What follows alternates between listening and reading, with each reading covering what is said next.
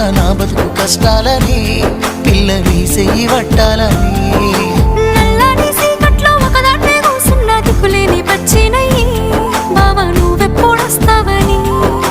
ఏళ్ళైపోతుంది పిల్ల ఎన్నెలొచ్చింది మన బతుకులా ఏలైపోతుంది పిల్ల ఏలు వట్టంగా వస్తున్నాగా ఇన్నాళ్ళ ఎడబాటు ఎడబాసిపోతుందిలే ఈ సీనయ్య గుంటున్నదే సినదారా నీ కోసము ఈ దూరాన్ని చెరుపుతూ తీరాల తెగిరింది అందాల ఈ మానవు